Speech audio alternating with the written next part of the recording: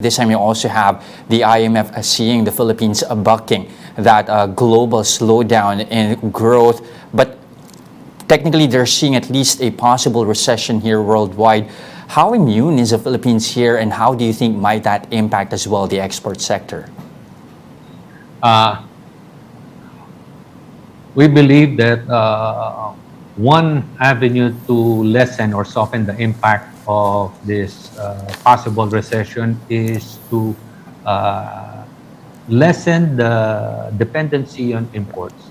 So there is a lot of inward sustainability, whether it is localization efforts, which we do have the capability. For the export sector, for the manufacturing sector, a lot are still being brought in, but we see the capabilities of the local companies, the medium, large companies, that they could support the manufacturing industries and made in the Philippines products, assemblies, or components. So that could soften the blow on the recession by bringing in more or lessening the importation of products or components or assemblies. Let me get your thoughts first on that 8-point socioeconomic agenda set by the Marcos cabinet. All points hitting the spot so far, or are they missing out on some key issues here? You know, what was said earlier, the 8-point agenda, certainly the private sector would support achieving that 8-point agenda. Where we see is on the implementation, Jester.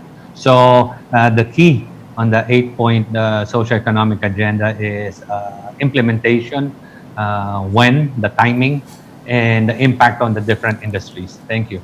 All right. So talking about timing here, do you feel like, since majority of the, at least of the agenda at face value, it would look like all these plans are too long term, or would you say that these are sufficient to at least address immediate needs? We believe at the Philippine Chamber, the choices for the secretaries in the cabinet ministers are sound and they are experienced. So we do expect that the business sector does expect immediate implementation or action, you can call it. So there is no long-term or looking right now at short, at medium-term implementation of the agenda.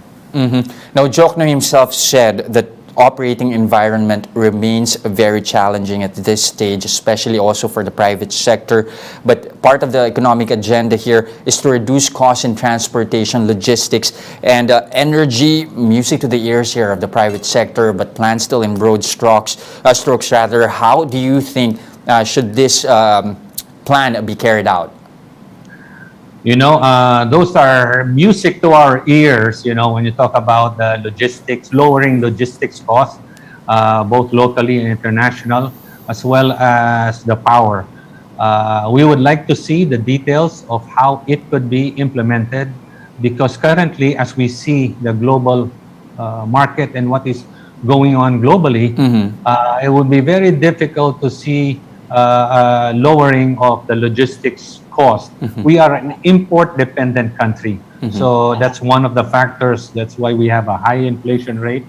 And when it comes to power, and we all know electricity, power, especially for manufacturing companies, are a big percentage of their cost. So it is welcome news, and we hope that we can see that soon, the lowering of the power. As part of PCCI, I want to get to know more about the level of interest here from the private sector to partake in the country's infrastructure plans and programs. I mean, the plan now is to boost infrastructure spending to further bolster growth, and there's going to be more or less a deviation here from ODAs towards PPPs.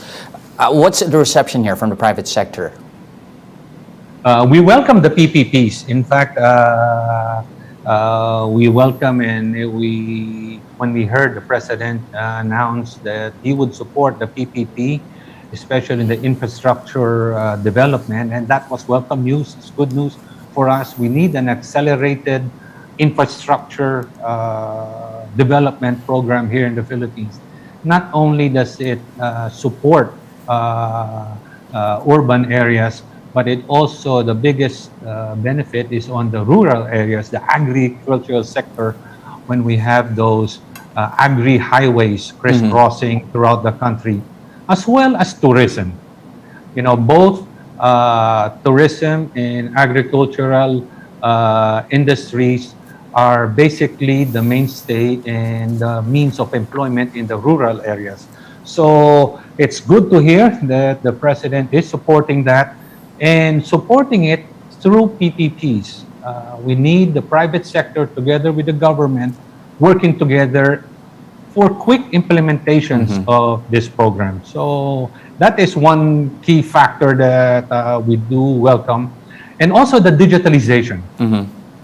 Digitalization, we need to provide connectivity to all our kababayans in any corner or all corners of the Philippines by connecting our country.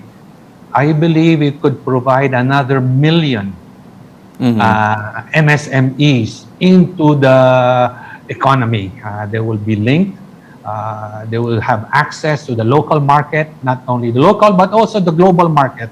So it will generate a lot of economic activity.